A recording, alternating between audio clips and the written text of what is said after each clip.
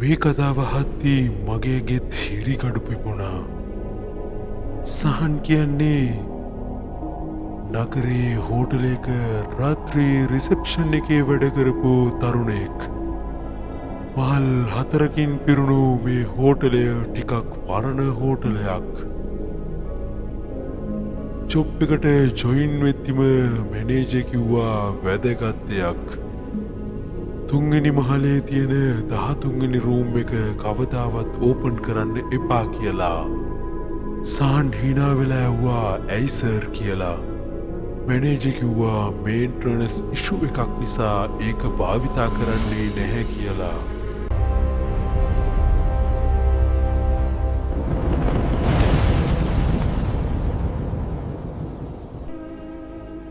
සහන් වැඩ කරපු මුල්ම දවසේ කිසිම ප්‍රශ්නයක් වුණේ නෑ.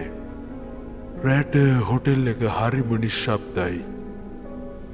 සහන් රිසෙප්ෂන් එකේ කම්පියුටර් එකත් ෆෝන් එකත් බලලා රෑ කිව්වා. ඒත් එක රෑක අලුයම 2:17ට හොටෙල් එකේ රිසෙප්ෂන් ෆෝන් එක රින් වෙන්න ගත්තා. සහන් ෆෝන් එක ආන්සර් කළා හෙලෝ රිසෙප්ෂන් කියලා කිව්වා. අනිත් පැත්තෙන් කෙනෙක් හෙමින් කියනවා රූම් සර්විස්. සහන් සිස්ටම් එක බැලුවා. රූම් නම්බර් එක 13. එයාට හරිම අමුතු හිතුණා. මොකද රූම් නම්බර් 13 ක්ලෝස් කරලායි තිබුණේ. එයා හිතුවා කවුරු හරි ඔහුව රවට්ටන්න හදනවා ඇති කියලා.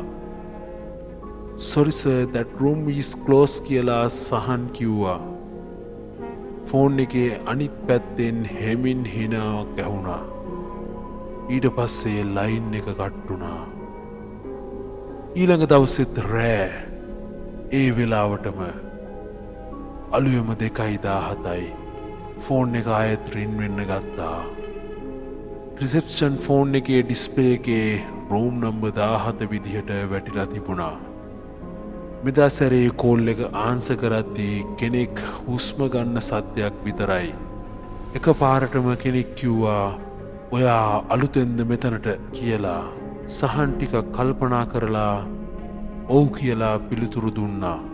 එතකොට ඒ හඬ කියනවා එහෙනම් ඩෝ එක ඕපන් කරන්න එපා කියලා.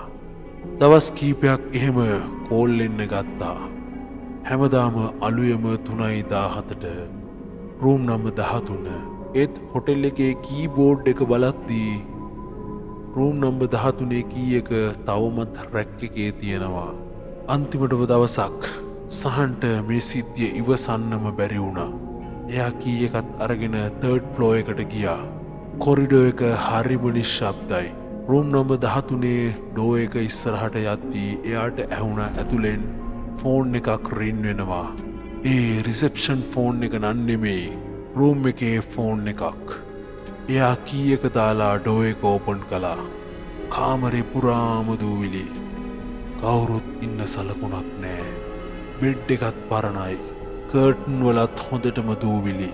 ඒත් ටේබල් එකේ තියෙන ෆෝන් එක රින් වෙනවා. සහන් ෆෝන් එක ආන්සර් කළා හෙලෝ කිව්වා. එයා පැත්තෙන් එයාට ඇහෙන්නේ එයාගේම හඬ. Hello reception. එයාගේ ඇඟ හිරි වැටුණා. ෆෝන් එකෙන් ආයෙත් එයාගේම හඬ ඇහුණා. රූම් 13.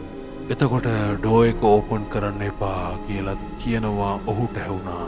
එකපාරම රූම් එකේ ඩෝ එක පිටතින් ලොක් වුණා. කොරිඩෝ එකෙන් කෙනෙක් දොරේ අඟුළු දානවා ඇහුණා. හෙමින් හෙමින් ඔහු කියනවා රිසෙප්ෂන් රූම් සර්විස් යනුවෙන්. සහන් කොහොමහරි වින්ඩෝ එකෙන් කෑ ගහලා ස්ටාෆ් එක ගෙන්නගෙන උදව් ගත්තා. පස්සේ මැනේජර් සහන්ට ඇත්ත විස්තරේ කිව්වා. ඊට අවුරුදු 10කට කලින් රූම් නම්බර් 13 ඉඳපු ගෙස් කෙනෙක් මැරුණා. එයා මැරෙන්න කලින් රිසෙප්ෂන් එකට කෝල් කරලා තිබුණා. අදටත් ඒ හෝටලේ නයිට් ෂිෆ්ට් එක කරන අයට අලුයම 2:17ට මේ කෝල් එක එනවා.